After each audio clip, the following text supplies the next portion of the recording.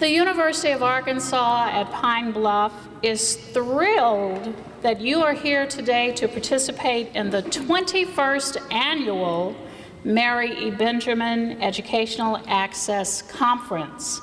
Let's applaud the two wonderful UAPB musicians, Mr. Lemanuel Williams Jr. and Mr. Brian Cole. Fantastic music. Come on, let them hear it.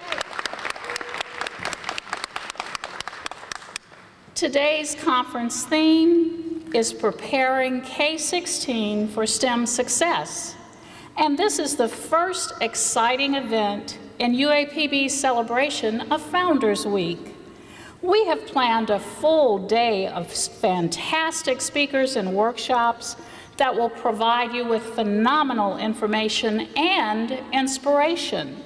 But first, UAPB wants you to know just how much we appreciate your presence. Therefore, two, not one, but two awesome individuals will welcome you to this 21st conference. First will be Dr. Mary E. Benjamin, the Vice Chancellor for Research, Innovation, and Economic Development, who is also the honorary chair of this year's conference and the namesake for this informative event. Dr. Lawrence B. Alexander, UAPB's Chancellor, is also eager to welcome you to the 21st conference and the beginning of UAPB's celebration of Founders Week. Dr. Alexander will follow Dr. Benjamin. Please welcome her to the stage.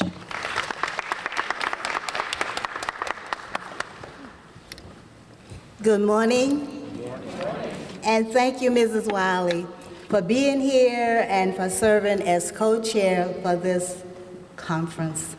This is a wonderful day for you to come to the University of Arkansas at Pine Bluff. I call this a wonderful Arkansas spring morning. Cool, crisp, clear. We appreciate that kind of weather, and we ordered it up for you while you're here at the University of Arkansas at Pine Bluff. To Chancellor Alexander, Dr. Moss, Dr. Mitchell, Dr. Linton, Dr. Lane Bryant, and of course, Ms. Wiley. And to each of you, I want to thank you for joining us today for this event.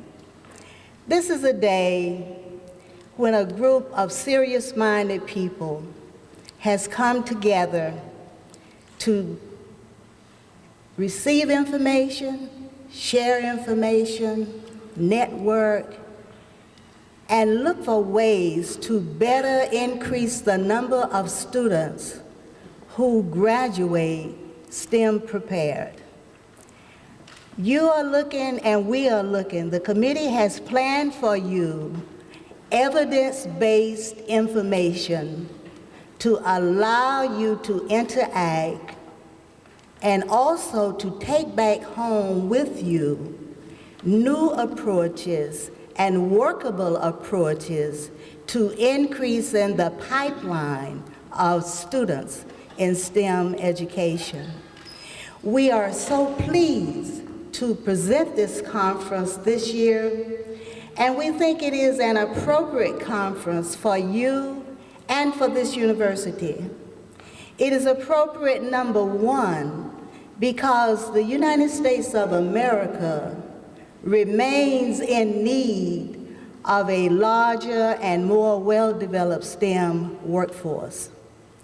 It is also appropriate because the University of Arkansas at Pine Bluff has a very strong STEM program that is known at the state level, at the regional level, at the national level, and internationally. I'd like to just share with you that one of our programs, our Arkansas Lewis Stokes Alliance for Minority Participation, was featured in the journal International Innovation. This journal comes out of Canada, and that makes us internationally known. So as you go from session to session today, We want you to listen up, to speak up, and to leave here inspired to go back and make a difference. I would like to compliment the Planning Committee under the leadership of Dr. Lane Brown and Ms. Wiley. I'd like to compliment this committee for your diligence, for your commitment, and for your innovations. For an example, the committee decided this year that it wanted to invite presenters. And so today, I wanted to just mention for you the various states that are represented here. Making sure that I did not omit anyone, I wrote them down. We have people here and on program from the states of Indiana, Maryland, Missouri, Mississippi, North Carolina, and of course, Arkansas. That makes us indeed what the committee wanted to have happen. That makes this a regional moving toward a national conference. So, as I welcome you to this campus, I also welcome you to take advantage of all the information that you will receive.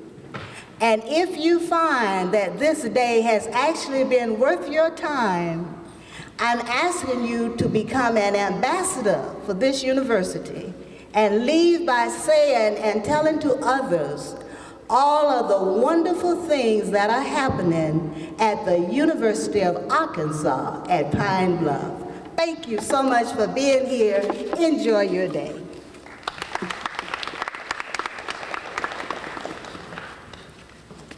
Good morning. Good morning. It is with great pleasure that I greet you this morning and welcome you to the 21st Annual Dr. Mary E. Benjamin Educational Access Conference. This conference has been an integral part of the enrichment at the University of Arkansas at Pine Bluff for 21 years. We commend Dr. Benjamin for being the moving force behind this conference, as well as Dr. Brown and everyone on the committee who has displayed a high level of hard work and dedication to ensure this program's continued success. You are to be commended for keeping this important activity going and excelling for 21 years.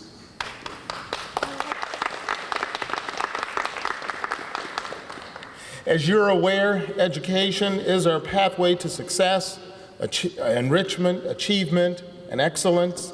It provides a means for our overall well-being in life. We are committed to excellence here at the university through our curriculum and initiatives while providing the necessary resources to ensure that our students are well prepared to take their places in the 21st century globalized society.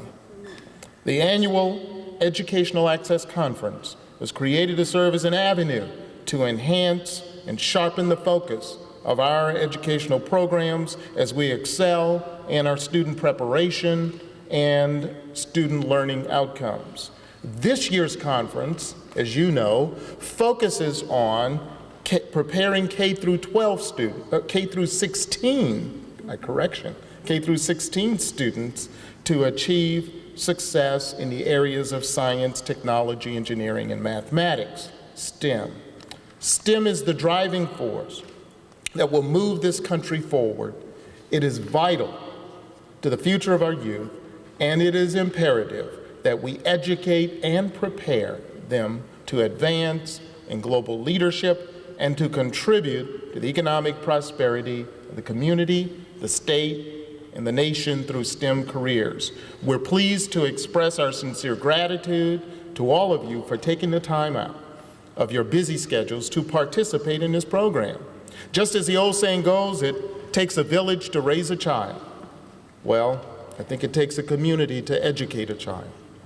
Each of you being here today symbolizes your commitment, your passion, and value of education to the future of our children through our partnerships and our resources and our collaborative endeavors. I'm confident that we can achieve the gold standard in overall academics while contributing to changing the world through education. Once again, thank you for attending this conference, and we hope that you have a very enjoyable experience. Thank you.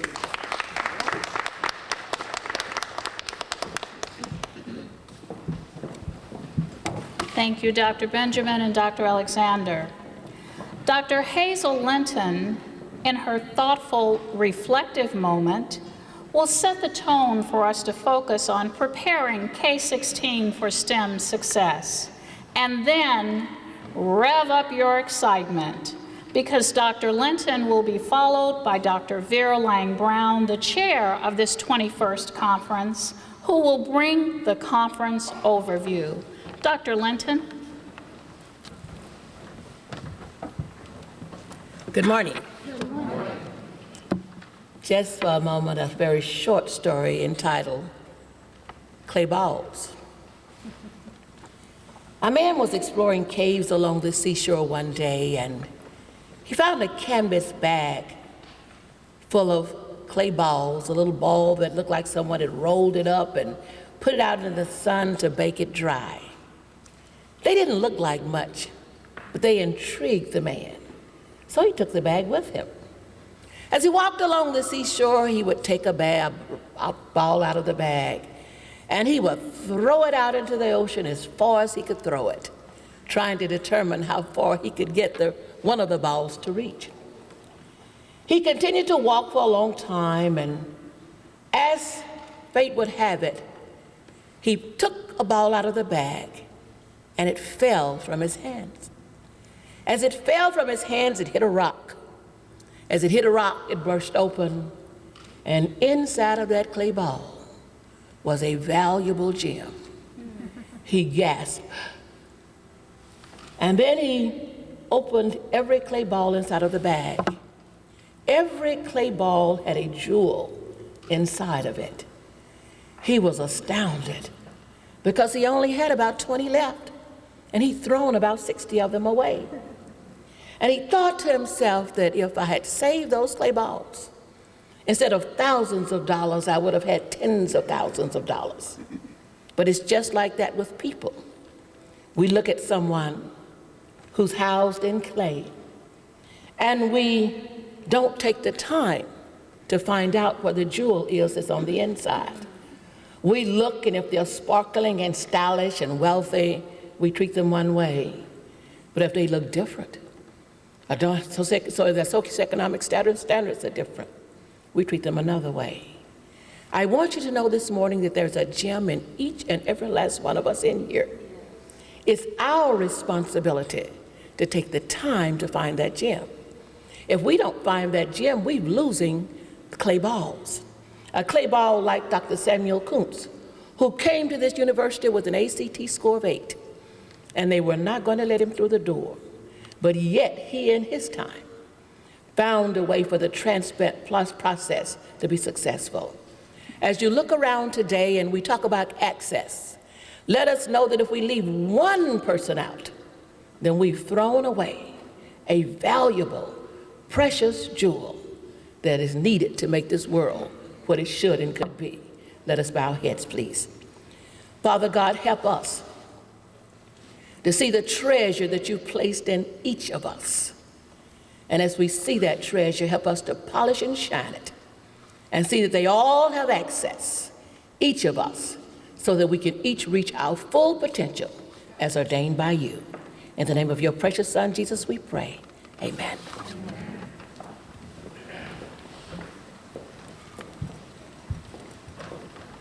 Good morning.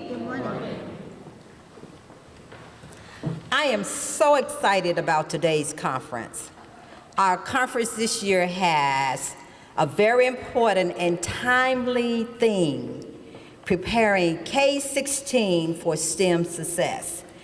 If you did not pick up a program agenda, make sure you do that. Pick it up, take it home with you, keep it, don't throw it away. The steering committee has planned a great day filled with substance, not just fluff, but substance that would enhance all of our understanding of the importance of preparing the students we teach our children for STEM success. Now, in our conference booklet, we have identified, and if you have your conference booklet, open it up and find the objectives. I'm not going to go over all of them, but in our conference booklet, we have identified our goal to enhance our understanding of STEM, and we have identified 6 specific objectives. Now, by the time this conference is over, we hope, based on our 6 objectives, that you have gained a greater awareness of STEM in Arkansas and across the nation. We hope that you were able to gain some research-based strategies to promote students' academic success in STEM. We hope you were able to network and establish a relationship with one or more experts who are here today to talk about STEM. And most important, and very important to me as a faculty member, I hope that we're able, those of us who teach students, I hope we're able to gain an understanding of the importance of participating in STEM activities as we prepare our teacher candidates to integrate STEM into their teaching content. Now, how are you going to do that? Well, our morning will begin with the keynote speaker, Dr. Cindy Moss, who will set the tone for getting our minds focused on STEM. Then, to further our interest in STEM, we will have an opportunity to attend workshops during the morning and afternoon sessions. Now, these workshops would range from learning math in an online class, engaging undergraduate students in science research, preparing teachers and future teachers in developing STEM projects, using geocaching for cross-curriculum teaching. Geocaching, that's an interesting topic. I had to do some research on that one. Learned a lot. And then using clickers in science to increase students' attention and in receiving immediate feedback to assess your students on whether or not they're gaining what you're teaching right there on the spot. Then we have workshops that will focus on the arts, moving arts, placing arts into STEM, and now we're going from STEM to STEAM. Very interesting. And last and most of all, or important to me, is how do we establish strong partnerships to promote STEM initiatives? Then at 11:55 in the lobby, we have a host of presenters who will present some of their scientific research in a poster session. So make sure at 11:55 that you stop by the poster sessions and visit with the presenters. Then for our luncheon, we will have a delicious meal catered by Thompson Hospitality. While we're still eating, we will have another great keynote speaker, Senator Linda Pondester Chesterfield. She will share her expertise on STEM and her passion for student success in STEM from a professional, legislator, and educator's point of view. This year, the conference is recognizing a special group of educators, our administrators, particularly those administrators who graduated from AMNE and UAPB. You will have to stay for the luncheon to witness this piece. Last and very important, and on high demand, listen to what I say, high demand, we have our student teachers. Our student teachers have prepared to share with us how they have taught and engaged students in innovative activities in the areas of STEM, helping our students to say, oh, this is no longer boring, I enjoy this. Perhaps I will major in science, technology, engineering to some aspect, and mathematics. So you see, we have a full day. Choose the workshops that interest you, and guess what? Have a great morning and afternoon. All right. Thank you. Thank you, Dr. Linton and Dr. Brown. We know that we are focusing on STEM this morning, but we're also focusing on the gems as mentioned in all of us and ways to unlock that gem with our students. UAPB has saved the best for last during this opening session, so hold on to your seats and get prepared for an awesome keynote presentation. Our speaker will be introduced by Dr. Suzanne Mitchell, Executive Director of the Arkansas STEM Coalition for the Arkansas Department of Higher Education. And this will happen right after we hear some more fantastic music. We love to highlight our UAPB students. From Mr. Brian Cole, please show him some appreciation.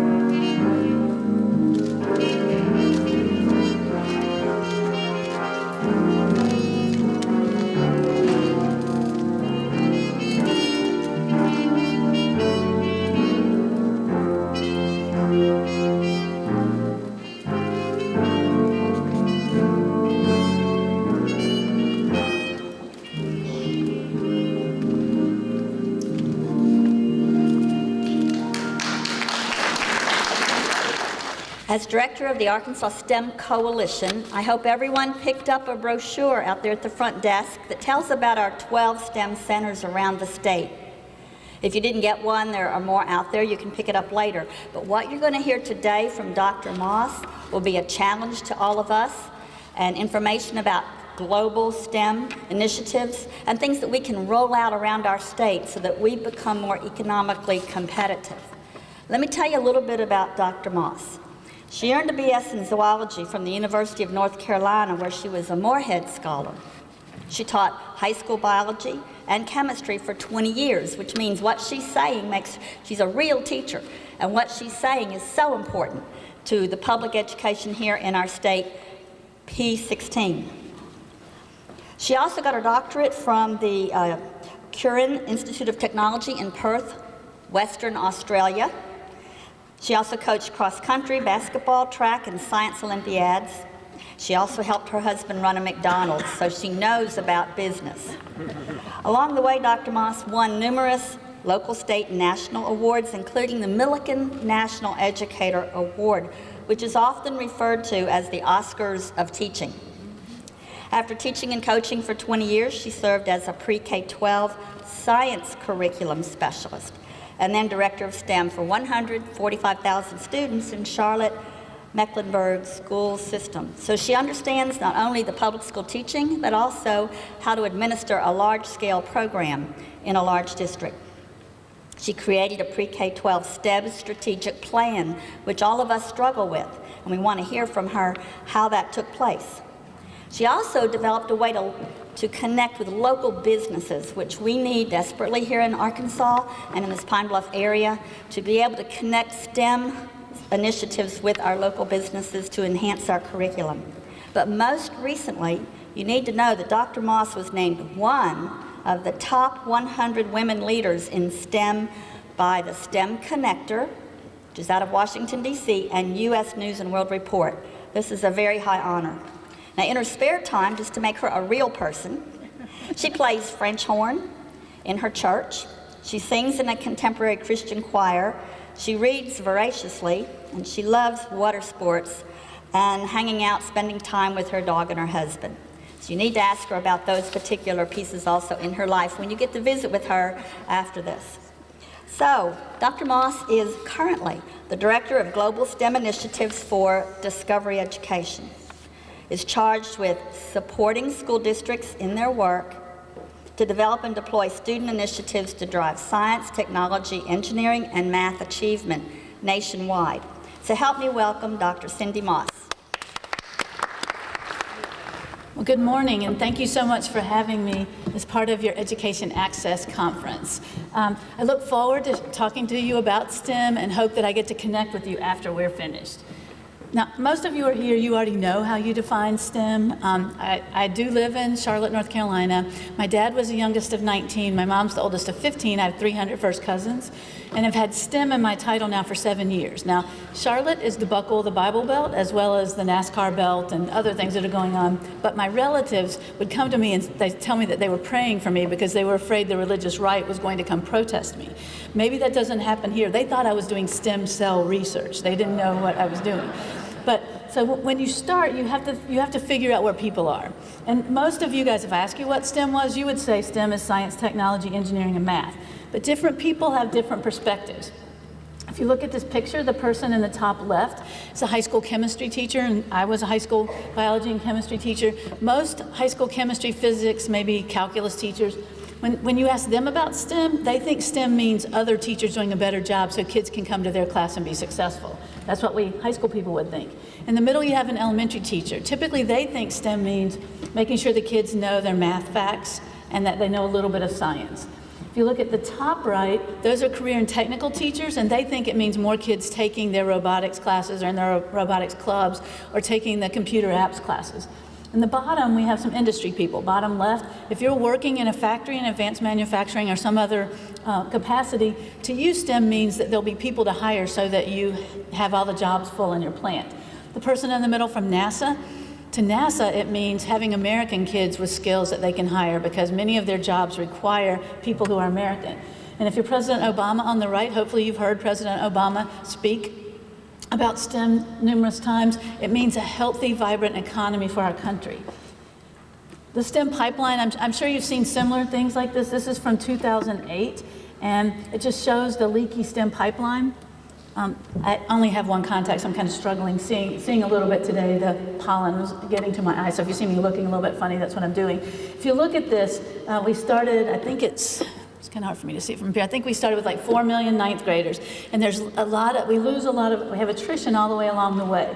How many of them don't graduate from high school? And if you look at the end, they predicted that there would be, let's see if I can read it, 166,000 kids who would start, the 4 million who started as freshmen, we would get to 166,000 kids in STEM by 2011. Actually, it was more like 120,000. So even though we've had these dire predictions of losses in the STEM pipeline, they haven't been dire enough. If you look at the Chamber of Commerce statistics, supposedly every 18 seconds, somewhere in the US, a kid drops out of high school. And that's a really big deal that we have to figure out how to fix. My husband retired when I started this job, but the last 7 years he was in McDonald's, he didn't hire anybody over 18 without a high school diploma. A GED will not get you a job at McDonald's. So we have to figure this out. Of the kids who dropped out, they self-report it's because they can't pass Algebra 1. It's a serious issue, and the Common Core ramping up the math standards, it's going to get worse.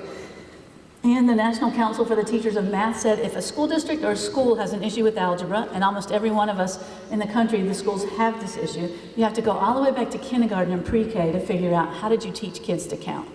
So we have some systemic issues we have to deal with.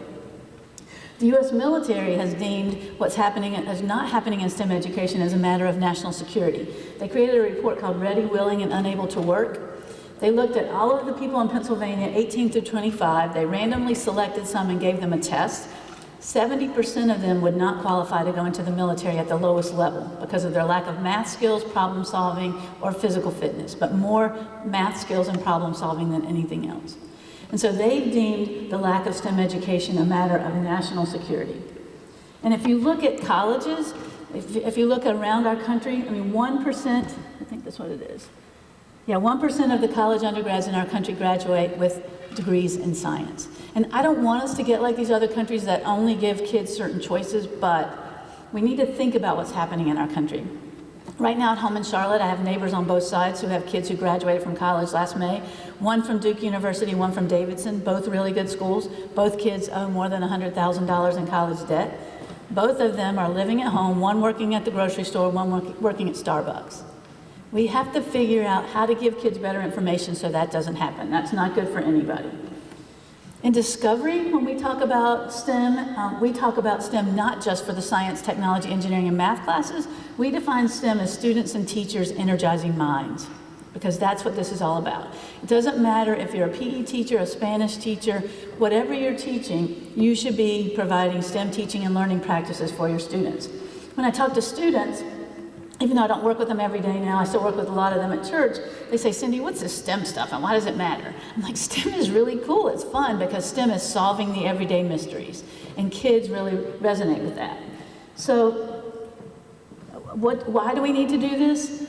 It's not that every kid's going to be an engineer, an architect, a nurse, a doctor, any of those particular professions, but kids with STEM skills are more successful later on in life. And so we have this moral imperative, in my opinion, to make sure that kids can do it. What's kept me going in the 31 years in public education and now the 2 years with Discovery is we don't know which kid can have the knowledge to come up with the cure for cancer or the way to purify water so that we have clean water for everybody in the world. So we need to make sure that all kids have the opportunity to go into the STEM pipeline. They told you a little bit about me. This was the day that I found out I won the Milken National Educator Award, and they give you a check for $25,000. And in North Carolina, starting salary is $28,000, so a $25,000 check that somebody gives you as an award is a pretty big deal. We heard in our school that somebody was winning an award, and you don't apply for the Milken National Educator Award. Your superintendent has to recommend you. And so nobody had any reason to think a teacher was winning anything. They do that on purpose. We didn't have enough room in our school for everybody to go to an assembly, so the principal said, everybody can't go. I'm going to select the teachers who are going above and beyond. And so I immediately sent him an email and said, let me stay in my classroom. I have the most struggling ninth grade kids I've ever had. They need the extra hour and a half to do biology so they can pass this test and graduate. And he didn't respond. So the day of the awards, I thought we weren't going. But we had resource officers. The policeman shows up at my door, knocks on the door. Miss Moss, it's time for your class to go to the assembly.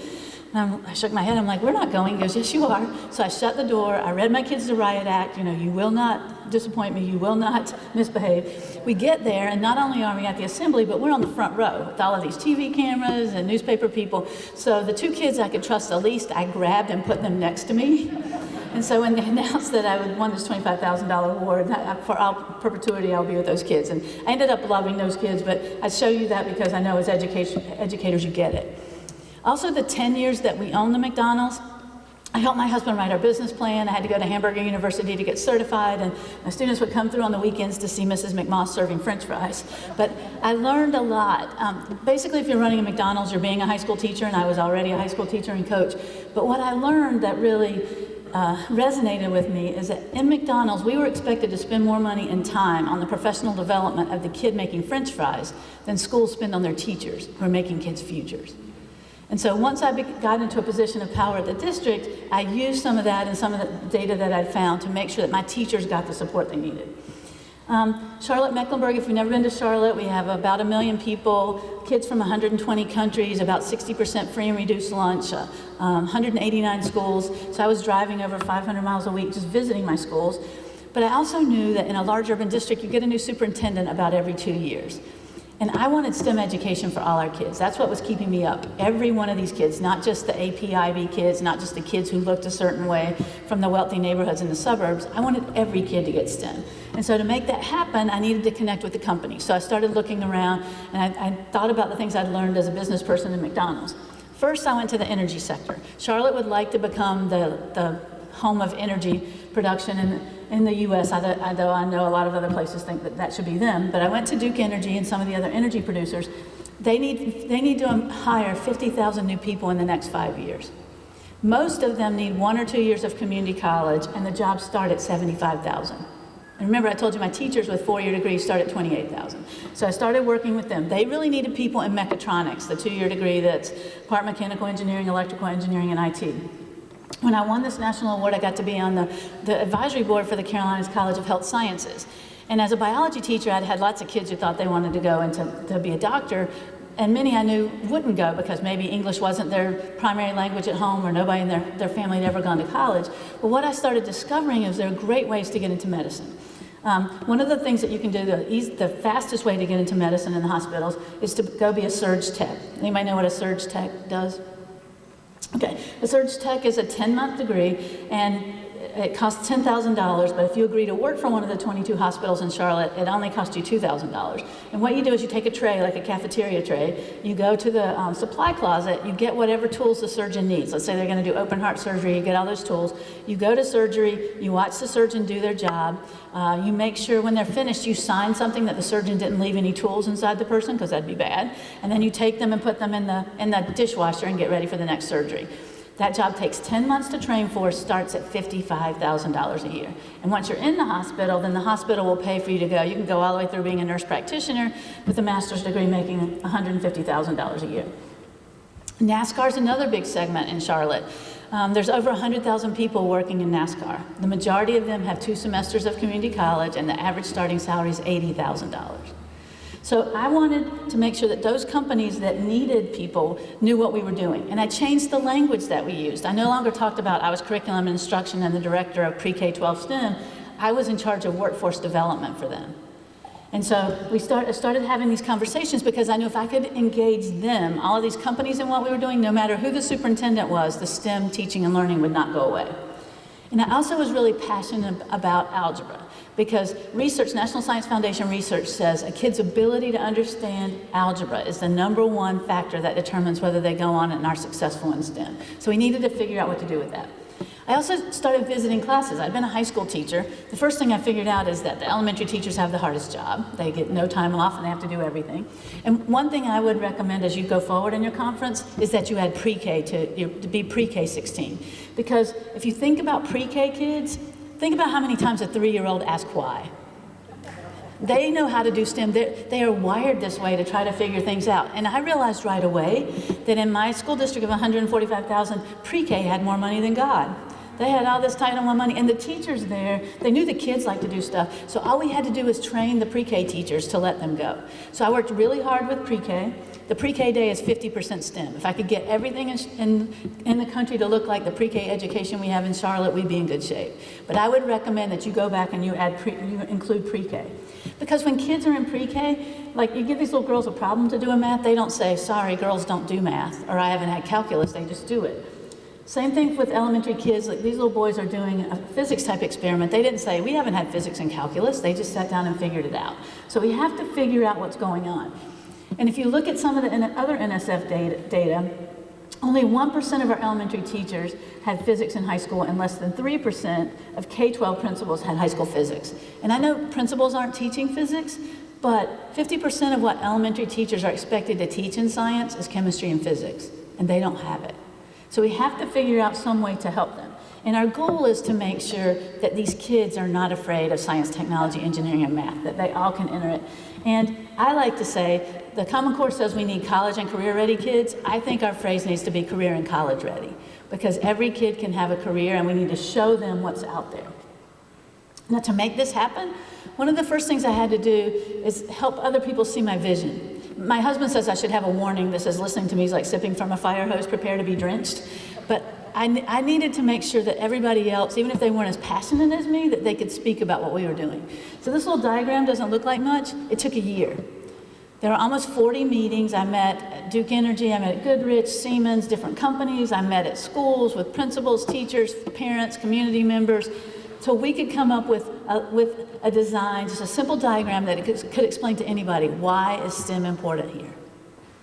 And when you spend some time talking to people about why, when you let the parents know about the really cool jobs that are out there for their kids, they'll buy in. And when people just say to me, well, why STEM? Why now? Why does it matter? STEM jobs give kids jobs with benefits and a future. And all of our kids deserve that. So when I would meet with parents, this is what I would show them about why we need to care. So tell me, why should we hire you? I have 2 Kit Kats. One, because I got stuff I can do. I like learning how to laugh. I like plenty of time at Bluff. I do a pretty good job. I can't really talk about it. My body got married to my dad before I was born. Yeah, because my middle name is Rose. Would you like to live off? I asked her to love her. I live right. I can be your security. I'm kind of a star at being in love. I don't have anything else. I like chipmunks. Oh, I know. What are the hours I advertised it for? Tomorrow's jobs are in science, technology, engineering, and math. Good thing you have a few more years to get them prepared. I think I did. And we can all laugh about that, but my neighbors at home who are 22 and in debt for over $100,000 with a college degree, I don't think they could give much better answers about why they need to be hired. So we have to work to give kids the skills and the confidence to know what they need to say to get these jobs.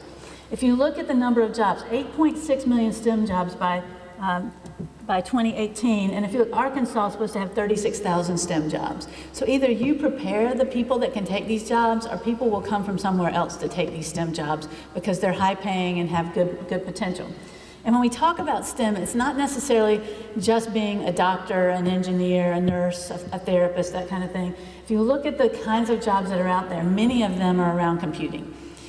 In my job now, I do get to travel the world, and we're doing a lot of work in England, and the Queen, bless her heart, has decided that having the ability to code is going to give the British Empire, they're going to take over the world again. So starting this fall when they go back to school, every kid, kindergarten through 12th grade, is going to have an hour of coding a day, because that's the way the British Empire is going to take over the world again.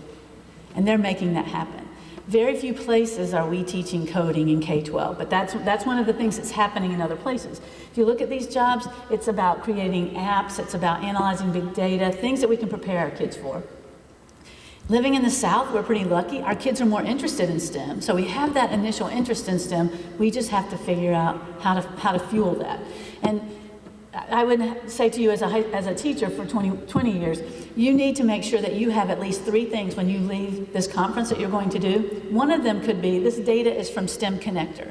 If you've never been to STEM Connector, I highly recommend you go to stemconnector.org, stemconnector.org, and you sign up. You'll get a STEM Daily, an email every day. There's over 6,000 companies, nonprofits, all kinds of groups. You'll get emails about grants that are out there, free programs for kids and parents, things that are happening with companies.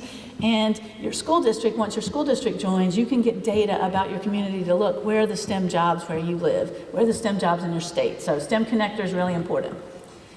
I knew just instinctively from having been a teacher, and I also knew from our McDonald's, that professional development was what we needed to do to grow the capacity of our teachers. The most important thing that we can do, and it's not that our teachers are leaving their A game at home. They're teaching the way they've been taught. And so we need to help them figure out how to change their practice. After I won this National Teaching Award, I got to be on a federal commission, and President Obama came and spent a day with us. It was before he even announced he was running for president, and I was a busy school person. He hadn't been on Oprah yet. I didn't know who he was, but he came and spent a day with us and used the data from our report, a lot of it, and what he's doing now. But one of the things we found from NSF, they had spent over $1 billion in something called the Urban Systemic Initiative for 10 years, trying to get science and math teachers in large urban districts to do hands-on inquiry and give kids the opportunity to have constructivist learning. They went back and looked at it. And what they found is if you want to change a teacher's practice, and that's what we're asking for them to do to become a STEM teacher, if you want to change that practice, they need 80 hours of high-quality ongoing PD over 2 years' time. Now in Arkansas, that's probably easier than other places, because I just found out your teachers are supposed to do 60 hours of PD a year anyway. In North Carolina and in most places, in North Carolina we got a day in August and a day in February for PD. So I got 2 days, that would be 12 hours. And we only got the day in February if we hadn't had a snow or ice day. So in my last 9 years in the central office, we got that February day twice. So in most school systems, this is set up for you not to be able to do this.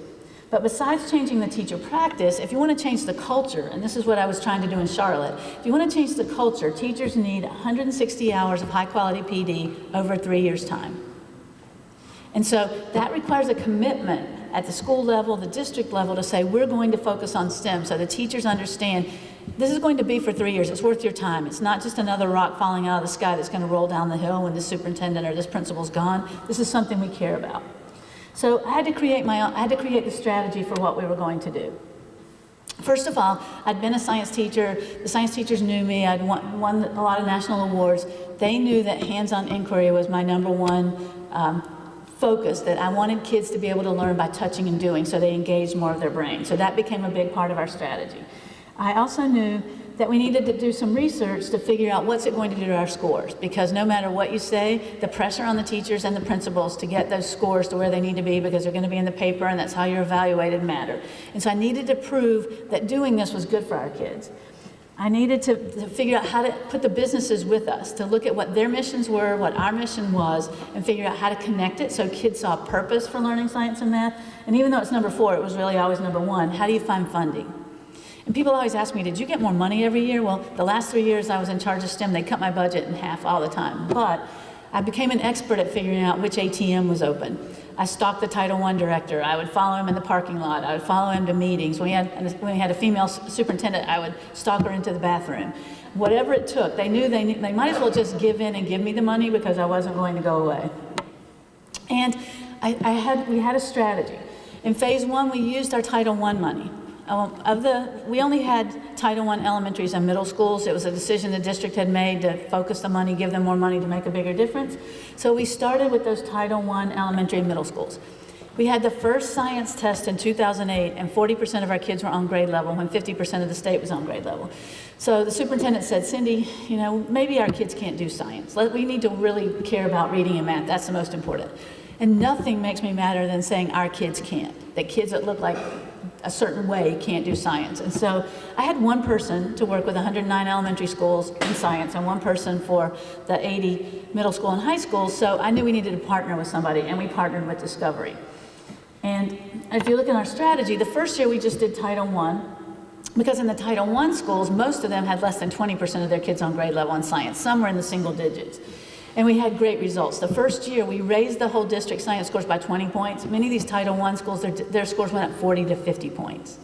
When we disaggregated the data, the regular kids were having 2 years worth of growth, special needs kids, English language learner kids were having 3 to 4 years growth because they had all kinds of ways to access this. So what happened next is other schools wanted it because their names get published with their school and their passing results. So all of a sudden the other schools were asking for it. And this is exactly what I wanted because I had no power to make them do anything.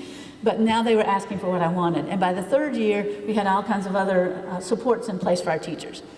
Another thing I knew I needed to do, I love frogs, I collect frogs. Last time I counted out over 1,000. I could sit down in Discovery, I could put frog in, and 2 or 3 hours later, I'd get up and realize I'd been looking at really cool videos on frogs. And so I didn't want my teachers to get stuck in that, so we worked at Discovery and paid for a curriculum alignment.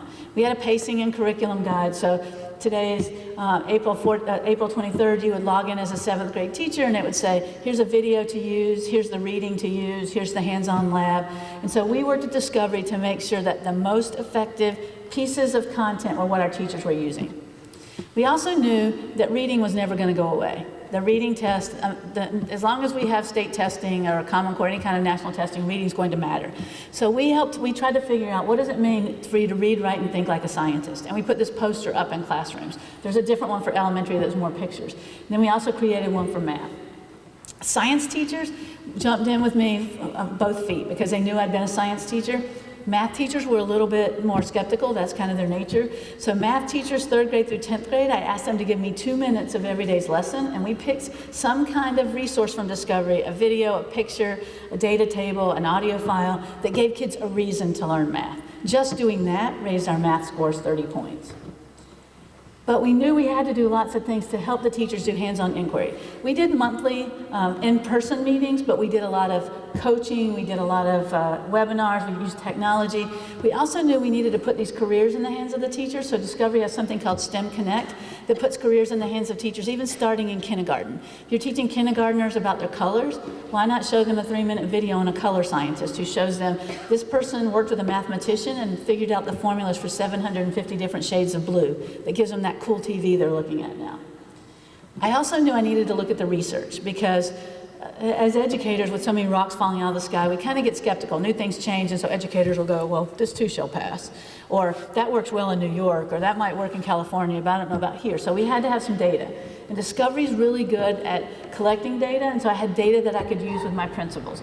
We looked to see what happened when teachers were using Discovery. And so we don't have time to really go through a whole lot of the data, but we were able to pinpoint what was happening. And the Title I teachers that had PD and used it actually saw a bigger growth in what they were doing. We were able to figure out who was using it, and it was more science. We actually paid for a curriculum alignment with reading, math, science, and social studies, but because we were reinforcing it in science, science teachers used it the most. Grade levels, we weren't doing a lot with high school, so they were the ones who used it the least. And then we were trying to get the kids to be the ones who logged in. Originally it was just teachers, but we had this data so we could talk about what was going on.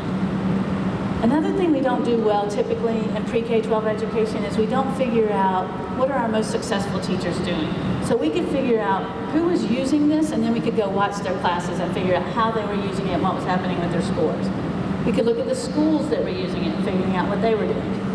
You have to be strategic as a district leader, and so I offered to take over the administrator meetings. We had monthly administrator meetings, and everybody's like, why do you want to do that?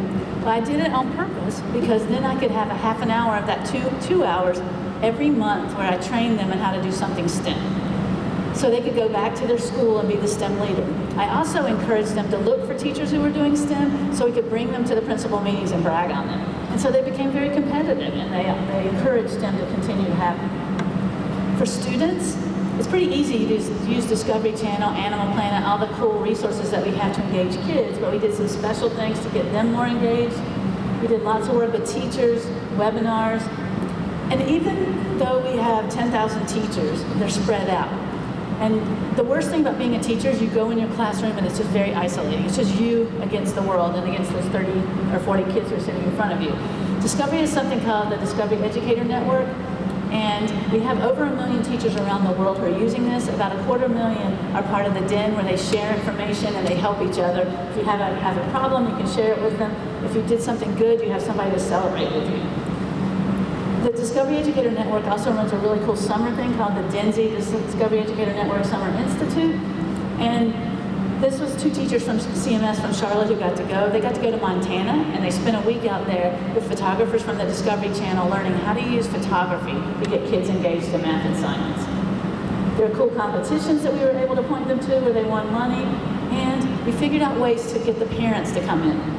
We started running STEM family nights, where we'd show the kids and the parents really cool careers.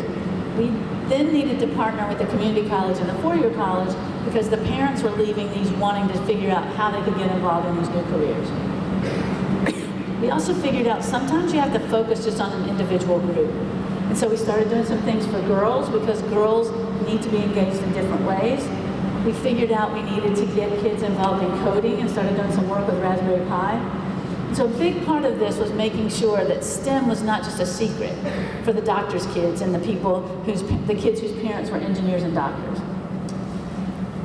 They mentioned that I was picked as one of these 100 women leaders in STEM. I've gotten to know a lot of these people, and every one of them has said something happened to them as a kid that made them realize they could do science and math. And the National Science Foundation research also says if a kid doesn't believe they can do science and math by 4th grade, we never have a shot. So we know we need to give kids these experiences, and we started something that we call STEM Saturdays. I want to show you what those look like.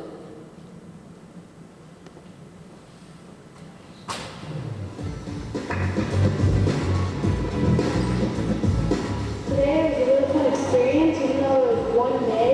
It was a really fun experience being with all these Discovery people. It's really cool learning about technology. Where is that? I had the most fun doing the game controller. I made a gamepad out of Play-Doh and wires. We got the Play-Doh, we set it on a piece of paper, then we attached wires to them and put them onto a circuit that we plugged into the computer, and we used them to play Pac-Man. It was pretty amazing because I didn't even know that it's possible to use Play-Doh as a gamepad. That is just mind-boggling. I was surprised that I could make a video game out of Play-Doh because I never knew that was even possible. Come on, everyone! Well, everyone held hands with a tube and they would light up.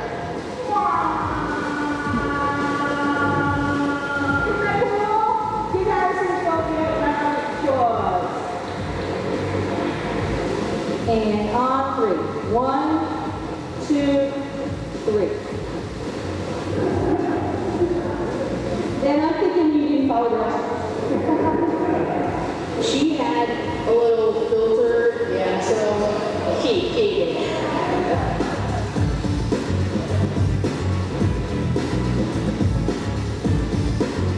We learned about engineering and fun building a bridge. Well, my bridge held 8 ounces. That's across the river. It barely held 3 ounces. London Bridge is falling down. We got all the sports on the top, maybe everybody worked that way. But the sports more on the bottom. We had to do some building a bridge and see if it could hold up weights. 36 ounces. Under 20 feet, here's 1 ounce. 37. Ours held about 3. So it's pretty much average. Yeah.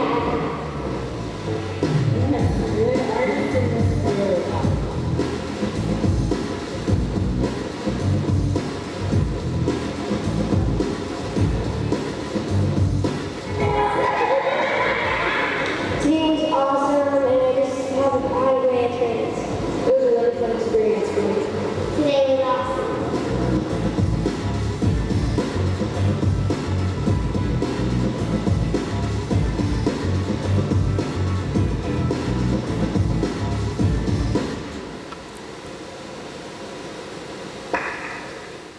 So we know that kids need these experiences that let them see this is really cool, this is some kind of career I could do. In Charlotte, we were also using Camp Invention. Anybody here heard of Camp Invention before? Okay, good. It's for kids who finish kindergarten through 5th grade, and we had over 100 schools running Camp Invention. I tried to convince them to do something for middle school, they never would.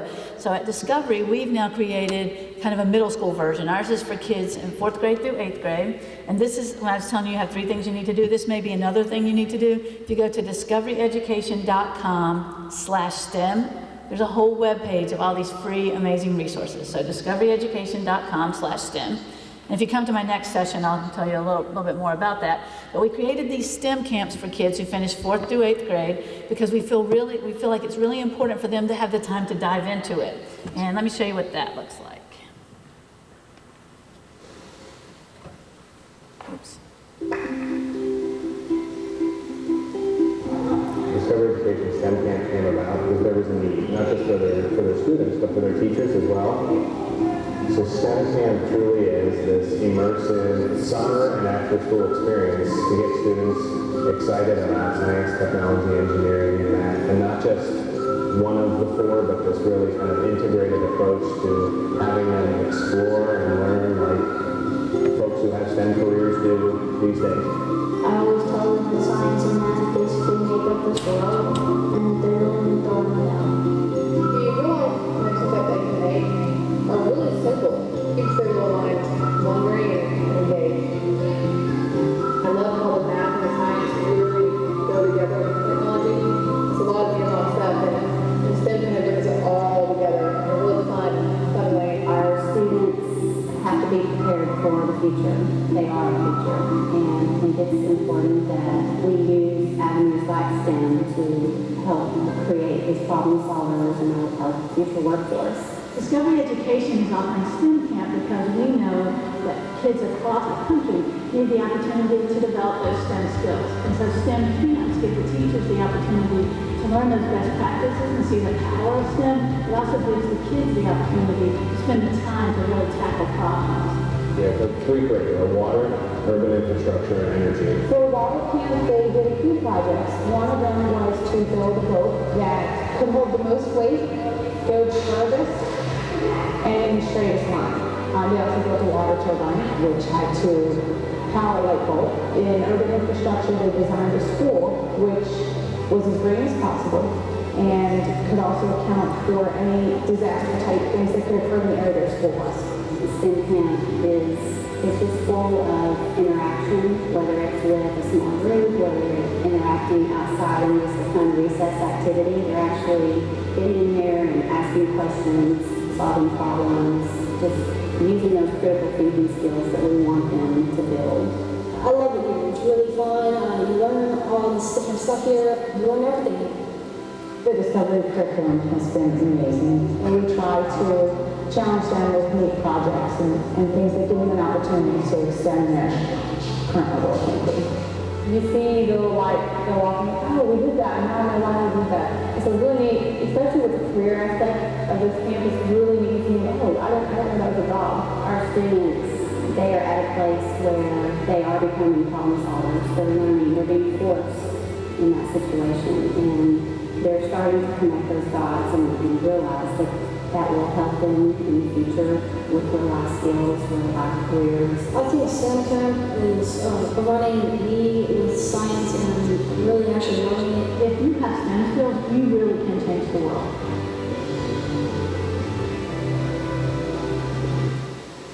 And if you go to the website discoveryeducation.com/STEM, you can download the curriculum. And when I was in Charlotte using Camp Invention, it was $10,000 for a week. We are giving this away for free.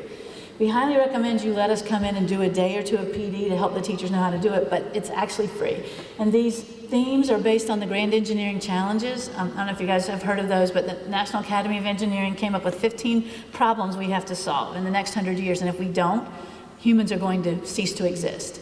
And we feel so strongly about this that kids are going to need to work with other kids with diverse viewpoints, because we know from National Science Foundation research that the best solutions come from diverse groups of people solving problems. So I encourage you to go look at those. Right now they're set up as a 40-hour week. Has everything the teacher needs, letters to send home. Pretty much you can just go out and run it for your kids. But we know that that STEM is so important because kids learn that in STEM, fail means first attempt in learning. We put this sign up in all of our classrooms in Charlotte because if a kid learns this and learns to be persistent, it doesn't matter what they go into, they'll be successful. And in STEM, that's where they find that out. Now, the whole goal is not for them, to all end up in lab coats doing research, but to know that they can solve problems. And so we're asking teachers and we're asking educators to do things that are different, and we know it's not easy. We know it's going to be hard, and so this is what this kind of illustrates that.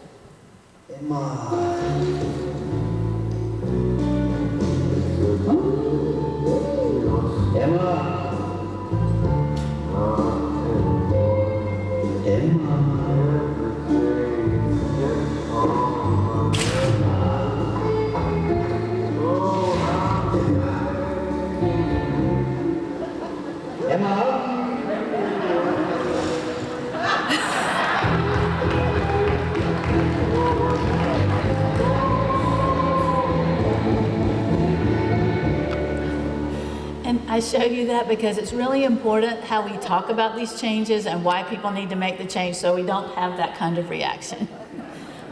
I encourage you, if you haven't looked at Discovery Education, to go look at it, and we would love to come meet with you and partner with you because STEM is virtually everywhere in what we do. Using some of these strategies that we talked about, and if you want to see specific strategies in my breakout session, I'm going to go over some of those, but we went from 40% of our kids on grade level in 5th and 8th grade science to 84%. We went up 44 points while the state went up 5. That was in 5th and 8th grade. And in biology, let's see, we went up 35 points while the state went up 6. And not only did we go up that much, when we started, the gap between have and have not kids was 37 points. At the end of 3 years, it was down to less than 7. That rarely happens. And we were losing 50% of our middle school math and science teachers before we started. When this 3 years was over, and with all the support they got, we were keeping 90%. So for the school district perspective, keeping our people, growing their capacity, keeping them happy, it was working. Remember I told you in math, they were a little bit more skeptical. We just added some kind of resource from Discovery to give kids a reason to learn math, and look at the gains we had there. From these huge gains that we had, we ended up winning the Broad Award, which is considered the Super Bowl of urban education, because rarely do school districts decrease that gap. So I tell you, if you're on Twitter, I'm STEM boss, and STEM is my passion. I travel the world and talk to government, school districts, countries about what's going on. And the thing that frustrates me the most is I see in the rest of the world, they realize this matters and they're making it happen. We're doing a big project in Thailand. They're on summer vacation right now. When they go back in May, every kid in the country, pre-K-12, is going to have Discovery and be doing STEM. Their king just said this needs to happen, and it's happening. I look at our country, and we debate it for 10 years.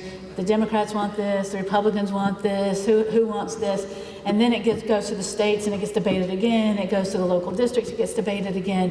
While we're waiting 10 to 20 years, the rest of the world is going by us. So it's really important that you think about how we make STEM happen in Arkansas. This has been one of my favorite quotes in education for a long time. I'm kind of telling my age because it's Yoda, but do or do not, there's no try. We have to figure this out. This is my email address. I would love to communicate with you. Discovery, we'd love to come sit down and partner with you and figure out how do we move you forward on your STEM journey.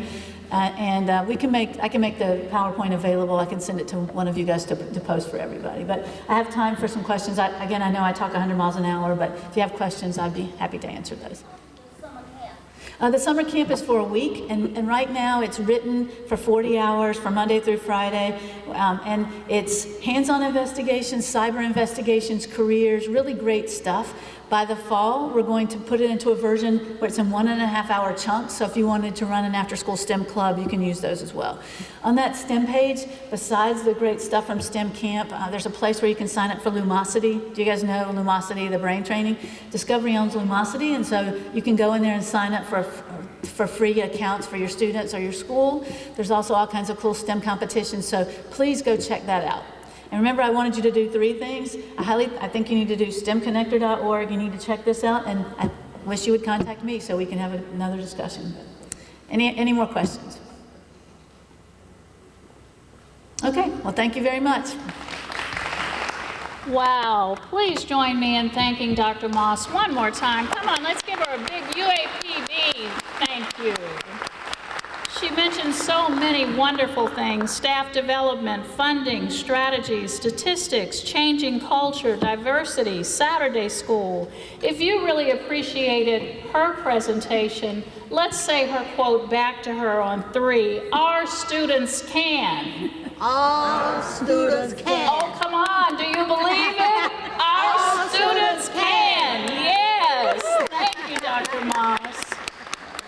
And if you'd like to hear more about preparing K-16 for STEM success, Please join her. As she mentioned, she does have another workshop this afternoon on STEM and the achievement gap.